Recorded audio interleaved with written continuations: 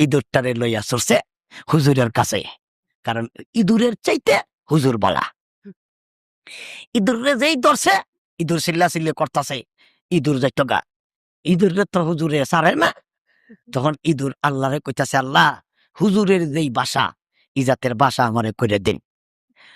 ইঁদুরের জবান আল্লাহ কইলা দিছে। ইঁদুর জেগাইতেছে, হুজুর আমারে কি আপনি মাদ্রাসাত ভর্তি হরতা লইয়া দিতেছেন? আমারে নেন কেরে? বিলে জি না, তোরে ভর্তি হরতাম না। বিলে হুজুর আমি কি পড়তাম হন? আমার কই লইয়া দিতেছেন? এটা আমি লইয়া যাইতেছি আমার ফিসাবের দরবারও। বলে কেরে? হুজুর আমারে কইছে আমার থেকে যে খারাপ এটারে লইয়া যেতাম, চিন্তা কইরা দেখছি আমার চাইতে তুমি খারাপ। ইঁদুরের বাচ্চায় কয়, হুজুর আপনার চাইতে আমি খারাপ বুঝলেন কিভাবে? বিলে তুই তো দাঁত দিয়া মানুষের ফসল নষ্ট করস, ইমন কারবার কি আমি জিন্দিগিত করেছি? তুই তো মানুষের কেতা বালিশ কাটতেলাস, ইমন কাম কি কেউ কেতা বালিশ আমি কাটছিনি? ইঁদুরের বাচ্চায় কয়, হুজুর এটা তো আমার জাতিগত অভ্যাস, আল্লাহ আমারে দিছেই।